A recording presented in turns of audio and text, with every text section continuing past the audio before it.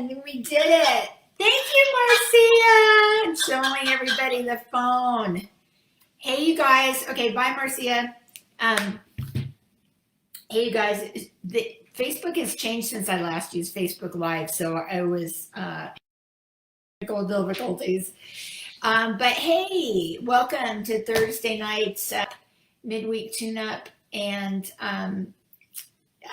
thanks for being here. So I'm Lissa Coffey, and I thought today we would talk about some of the wisdom that's found in the Bhagavad Gita, because it inspires me so much. And especially given the fact that, you know, yesterday was this super stressful day for everybody. Just watching all the events unfold. And I think, like a lot of people, I was caught up in it. You know, I was on my computer between CNN and MSNBC and Facebook and, you know, talking. I was really caught up in it, which I shouldn't have been, because I know, you know, that's not the Vedanta way. So I had to remind myself of what is the Vedanta way. You know, last night, I had a class with Swami Sarvapriyananda. I said, how do you handle it? How do you handle it when all these stresses are going on and all this stuff is in our world and it's so important? He's like, you just don't watch it. Because whatever's going to happen is going to happen anyway. What are you going to do about it sitting at home on your computer, right? Are you just going to let it stress you out for what? There are things we can do instead of getting caught up in the Maya, in the illusion. So Maya, let's talk about Maya for just a second, you know, because they explain it very much in the Bhagavad Gita. Maya is all this worldly stuff. And Maya is covering up the truth of reality. So the way it covers up the truth is it can either conceal it, it can veil it, or it can disguise it as something else. So in this kind of case, I think it was being disguised as something that's urgent and important and now and, you know, very, you know, an emergency, which, yeah, it is when you look at it from the worldly point of view. But when you look at it from the spiritual point of view, these things happen all the time. And sometimes a lot worse, sometimes a lot better, sometimes a lot worse. But what happens is they happen and then they're over. It's temporary. It comes and it goes, which means it's not permanent, which means it's not real. The only thing that's real is what stays the same always, and that's that underlying spirit that supports us, that gives us life, that animates us. So in the Bhagavad Gita, and this is my version of the Bhagavad Gita, which is in English rhyming verse, there's a chapter in here, chapter 12. Chapter 12 is the one I want to do. I marked all these other pages, but then today I was looking at it again and I'm like, okay, this is what I think we need to hear. This is what I need to hear now. So if I need to hear it, probably you guys need to hear it too. So what do you do to be a good spiritual person amidst all this chaos? We don't necessarily want to like get involved with all the muck, because the problem with getting involved with all the muck is it takes up space in our brain. And there are people in DC handling it who this is their job, this is their dharma, this is what they are put on this earth to do, this is what they chose to do. They're taking care of it. We need to kind of step back and detach from it a little bit and just, you know, allow them to do their job. Know that God is working through them for the highest and the best, whatever that is. There's a line in the Gita where Krishna says to Arjuna, you can control your actions, so do your very best. You can't control the outcome. Trust Brahman to do the rest. So it's saying, if you have a job to do your job to the very best that you can. But then you have to let it go and trust that Brahman or God or how Krishna or Jesus, whichever name you want to use for that eternal loving spirit, the outcome is up to God. So you just have to kind of let it go and know that everything's going to be okay. So I think part of the problem, and I'm saying from this personally, is we get so identified with the chaos and take it so personally and feel so helpless in the moment, but we want to see what's next, but we want to see what's going to happen, but this is affecting our country and this is affecting us, when we do have the option to step back and let the people who are supposed to be there and handle it. Does that make sense? I mean,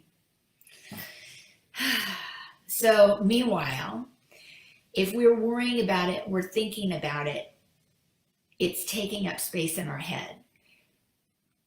Do we really want to be thinking about this narcissistic, angry, spoiled rotten person, whoever that is? Yesterday it was one particular person, but it could be at any given time anybody in your life, right? Your boss or your neighbor or whatever. Do you want to let that person rent space in your head? Why would you, right? Why? It's just going to give you more heartache and stress. You won't be able to sleep. But how do you get it out of your head? How do you get that person or that chaos or that, problem out of your head? This is how you do it. And I'm in chapter 12 now, which is called Devotion. So Krishna says to Arjuna, be friendly to all living beings. Show compassion to everyone. Be free from delusions of I and mine. Accept pleasure and pain as if one. So let's just break that down a little bit. Be friendly to all living beings. Okay, that doesn't say be friendly to people who are friendly to you. Be friendly to your family. Be friendly to the people you know, but not the people you don't know. No, it doesn't say that. Be friendly to humans and not animals. No, it doesn't say that. It says be friendly to all living beings. And why does it say it that way? That is because the divine lives within each one of us. More accurately, we, every one of us, live in the divine. So we're all one, we're all connected. When we look in someone's eyes, we are connecting with the divine within that person. There's a greeting in Sanskrit, namaste. People will say namaste, namaste. Namaste means the divine in me honors the divine in you. And that's how we need to see people and be friendly to people and to animals too, Animals have a hard life being an animal. As evolved species and beings, humans, we have the ability to use our intelligence to look within, to try to solve our problems ourselves, to search for God. But animals aren't that evolved yet. They live in the present moment. They go along with where they are. They don't have that long-term memory where they can learn the lessons or whatever. They'll get there. They'll get to be humans, but we should have compassion for animals and love them like crazy. I'll show you the picture that Rajesh made. Look at this picture. I don't have it in color, my color book right now, but it's, all living beings are us. Okay, so then the next part, it says, show compassion to everyone. Yes. Be free from delusions of I and mine. It's all the same I. I use the word I when I'm describing myself. Marcia's watching right now. Marcia says, oh, I am Marcia, or I am watching this. She's using the word I. Everyone uses the word I. If we could understand that I is the soul within, and it's all the same I,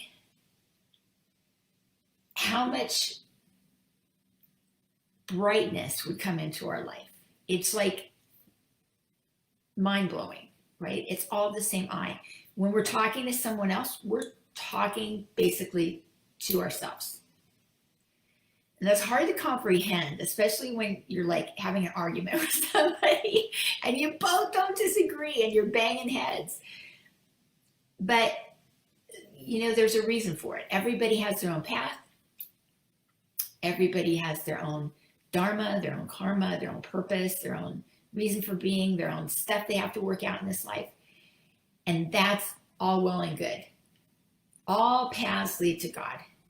It's like a mountain, you can climb up all these different paths. And when you get to the top of the mountain, it's the same, right? We're all going to get there. No matter what path we're taking, it might be this, breezy, easy path. We're just all the way to the top. We might be on a really treacherous path with cliffs and rocks, and it's a challenge. It's a struggle to get there.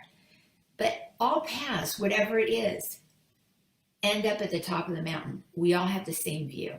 It's glorious.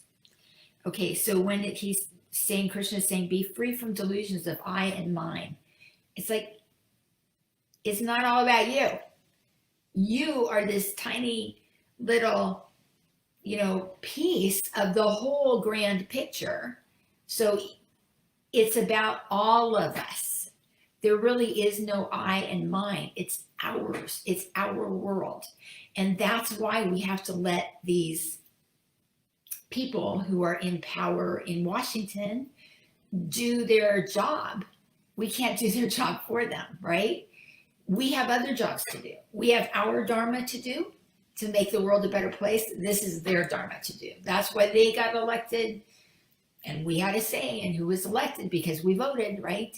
So now we have to kind of allow all that to play out. Whatever karma is going to play out, we have to allow it to play out. And then the last line says, accept pleasure and pain as if one. So in life, there's these coexistence of opposite, right? There's pleasure and there's pain. There's good and there's bad. There's hot and there's cold. There's rich and there's poor. There's healthy and there's sick. Whatever coexistence of opposites is. But Krishna is telling us that there's really no difference between these two. It's two sides of the same coin. And we're going to experience both, but we shouldn't let either one get us caught up in it. So there's calm and there's chaos. So can we be calm amidst the calm? Yeah, piece of cake. We can do that. That's easy. Can we be calm amidst the chaos? That's the challenge for us. But Krishna is saying, accept them both as one. And when we don't get too attached to either one, when we walk that middle path, then we're like contented and blissful and, peaceful, and we can handle anything. We don't get caught up in that drama and let it, take us off the path. Our job is to stay on the path. So then Krishna says, be forgiving and ever contented. Be united with me constantly. Your resolve must never be shaken. Such a devotee is dear to me. So be forgiving and ever contented. If someone does you harm, water off the duck's back, right? Isn't that what they say? Be ever contented. Don't let that get you down, because what happens is when someone is harming you, now that we understand that we're all one, they're harming themselves. they're creating more karma for themselves. You don't have to let it affect you. You know, it's like, of course, maybe in the moment you'll react, but when you regain your composure and look at it from the big picture, you're like, okay, well, that happened. Am I going to dwell on that, or am I going to get back to my real job? What is your real job? He says it right here. Be united with me constantly. So am I going to let some narcissistic politician take up space in my brain? No. Instead, I'm going to think of God. I'm going to chant the name of God. I'm going to sing God's praises. I'm going to thank God. I'm going to be grateful. I'm going to pray, meditate, feel that divine connection, and allow that peace to wash over me with the faith and conviction that I know God is taking care of everything. So I don't have to, all I have to do is connect with God. And he says, your resolve must never be shaken. We got to remember this. That's where we go. If things are difficult, if we're in a problem, if we're struggling, there's a challenge before us. We see, like we saw yesterday, all the chaos. How do we deal with that? Think of God. That's all you have to do. That's like the biggest gift and the best tool we have is to put your mind on God, because that's where it belongs. And that will bring you the inner peace that you're seeking. And then he ends it by saying, such a devotee is dear to me. All devotees are dear to Krishna, whether you're stressing or worrying or not. But do we feel it? So there's an analogy that Ramakrishna used to say to his followers, that God is like a fire, and you've got a campfire around. If you want to feel the heat from the fire, if you want it to warm you up, you move closer to the fire. You just move closer to it, and then you feel it. If you're not feeling the heat, you're way far away, move closer to the fire. So it's the same thing with God's love. If you want to feel God's love, move closer to God. Think about God. Pray to God. Sing to God. Whatever it is, chant God's name. Anything you can do. Just, see God in every person. Serve God. Whatever it takes. And then you'll feel it. Then you'll feel God's love. It's always there. It's always there. But, this is how you can feel it within yourself. Okay, so our time is up. That was quick. It just breezed by. I thought I would do a lot more verses, but that's 2 verses in chapter 12 of Song Divine. I have to tell you guys, I started on January 1, the Daily Gita, Song Divine, the Daily Gita. And I've got it on YouTube. I've got it on Instagram. And I have it on my Facebook page. So it's youtube.com/Coffey Talk, Facebook.com/Lissa Coffey Talk, Lissa with 2 S's, Coffey, Coffey Talk. And Instagram/Lissa Coffey, LISSA COFFEY. Every single day for 1 year, 365 days, I'm going to post part of the Bhagavad Gita, and I'm going to comment on it so that we have a little takeaway.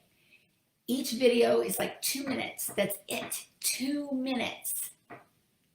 By the time you've watched them all, it's like 12 hours because it's 365 videos, right? It's a lot of videos I'm making.